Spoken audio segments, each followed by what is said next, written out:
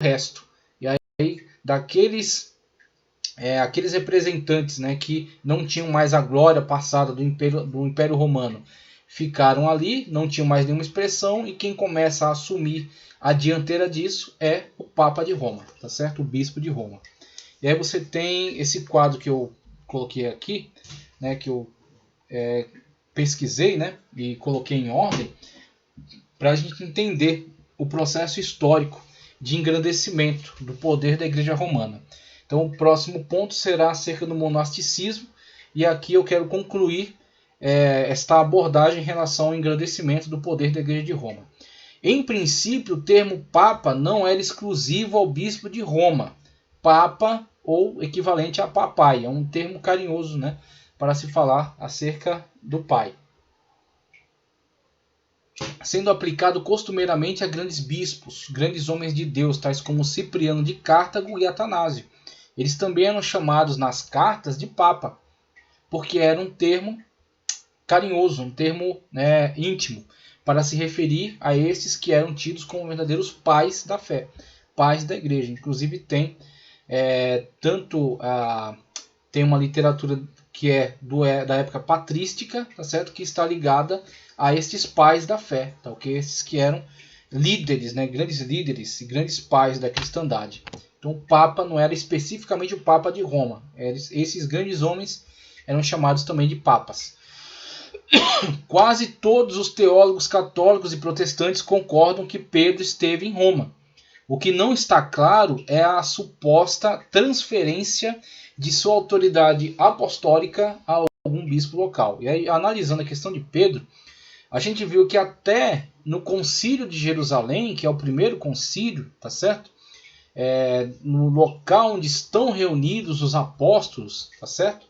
Você tem ali Pedro como uma importante figura, uma coluna da igreja, mas não como líder.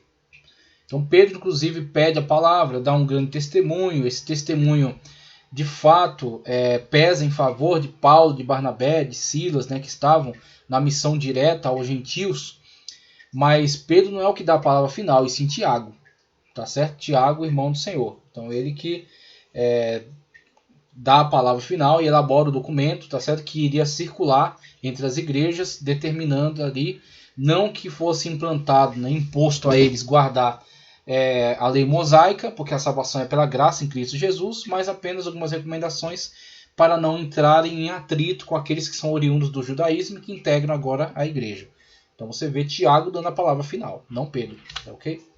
Outra questão também sucessória diz respeito à discrepância existente entre listas de sucessões, algumas afirmando que Clemente sucedeu a Pedro, o que na verdade levanta a questão de que possivelmente ter o governo eclesiástico de Roma, em um primeiro momento, não ter sido monárquico, poder na mão de um papa, e sim colegiado, sendo presidido por um grupo de bispos. Aí você tem algumas discrepâncias, uns dizem que foi Lino, outros dizem que foi Clemente. E é possível que, na verdade, os dois estivessem, juntamente com outros até, estivessem na presidência da Igreja de Roma naquele período, tá certo? 64 após, né? Aquele período em que eles estiveram envolvidos na obra ali na Igreja Romana. Então é possível que, num primeiro momento, a estrutura de governo da Igreja Romana nem fosse monárquica, concentrando poder na mão de um representante que governasse ali toda aquela situação. E também, em momento algum, está claro qualquer transferência de autoridade apostólica, de linha de continuidade deste para com os demais, e fazendo deles governantes da cristandade. Essa ideia de uma igreja governante da cristandade só surge posteriormente, tá certo? Só surge quando a igreja de Roma começa a se engrandecer politicamente e começa agora a cobiçar o governo sobre todas as demais sés, né? Sobre todas as demais dioceses, ok? Então só futuramente é que vai surgir isso. Surge posteriormente, devido à ganância, né, daqueles que agora entendem que tem condições de estabelecer seu domínio, seu poder. E aí começam a tentar justificar isso. Também observa-se a questão de haver um total silêncio quanto à história e sucessões de bispos romanos desde Nero, de 62 da era cristã, até a Epístola de Clemente em 96, o que denota que não ocorria algo tão relevante nesse período. Então, se essa história acerca dessa sucessão, dessa linha de continuidade dos bispos, né, da transferência de autoridade apostólica e da sua superioridade em relação às outras sedes, se isso fosse verdadeiramente relevante, haveriam registros detalhados, haveria muito mais ênfase, né, haveria muito mais luz sobre isso, mas é um verdadeiro silêncio. Entre 62 e 96, quando Clemente nos diz alguma coisa acerca do que acontecia ali na igreja romana, tá certo? Mas antes disso, total silêncio. O que é estranho, né? Uma vez que Roma vai se arrogar como a igreja universal, né? Como a autoridade universal sobre as igrejas. A autoridade essa que em momento algum do Novo Testamento é confirmada, tá ok? No Novo Testamento você não tem igrejas que governam sobre igrejas. Você não tem a necessidade em momento algum do Novo Testamento da centralização das igrejas. Você tem algumas igrejas que são subordinadas por serem, vamos dizer assim, administrada por aqueles bispos, né, por aqueles presbíteros, por aqueles apóstolos que estavam em determinado lugar. Então você tem, por exemplo, a igreja de Éfeso, que recebe a carta, e a carta de Éfeso, conforme a estrutura mesmo dela, provavelmente é uma carta circular. Então ela é destinada à igreja de Éfeso, porque era uma grande sede, era uma central daquela região, que ia fazer circular entre Colossos, Icônio, Listra, Derbe, tá certo? Filadélfia, Laodiceia, ia fazer circular entre aquelas igrejas, porque era a sede daquele local. Tá certo? Então você tem essa situação, mas a igreja de Corinto não tem nada a ver com Éfeso, não dá pitaco na igreja de Éfeso, a igreja de Éfeso não dá opinião em Tessalônica.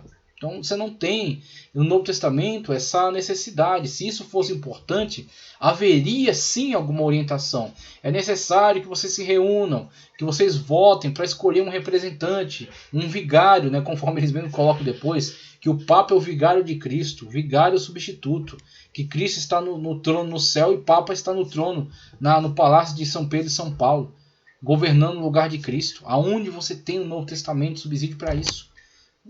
Pelo contrário, Cristo coloca um antagonismo em relação a isso. Quando eles buscam ali saber quem é o maior entre eles, Cristo vai e põe uma criança no meio deles e fala: quem não se tornar como esta criança não pode entrar no reino de Deus. Entre vós não será como é entre os ímpios, entre os pagãos, que uns tendo se impor sobre os outros, mas quem quiser ser o primeiro, quem quiser ser o maior, seja o servo. E aí ele inverte totalmente a lógica. Quem quiser crescer ministerialmente na igreja de Cristo tem que ser servo, tem que servir aos demais, não se colocar como imperador de todos eles. Isso é completamente pagão, completamente mundano. Também se observa que em primeiro momento Roma não representava um centro de grande importância para a cristandade, nem numericamente, nem teologicamente, sendo Antioquia e Alexandria os maiores centros, e a África Latina o líder no ensino teológico com importantes teólogos como Agostinho, Cipriano e Tertuliano. Aí você tem esse mapa.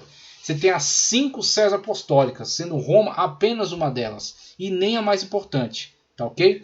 Então você tem Roma, você tem Alexandria, tá certo? Você tem Jerusalém, Antioquia e Constantinopla.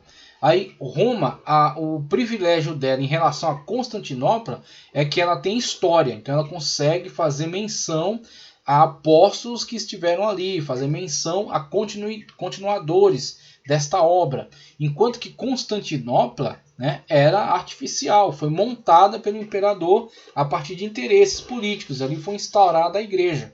Então ela tinha poder dentro da cristandade, não tanto por tradição religiosa, por história religiosa, e sim por tomar de empréstimo o poder político, né, o poder de capital, o poder de ser o centro, né, daquela porção importante do Império Romano. Antioquia tinha mais autoridade que todas elas, por ela sim ter autoridade como histórica, né, autoridade cristã histórica.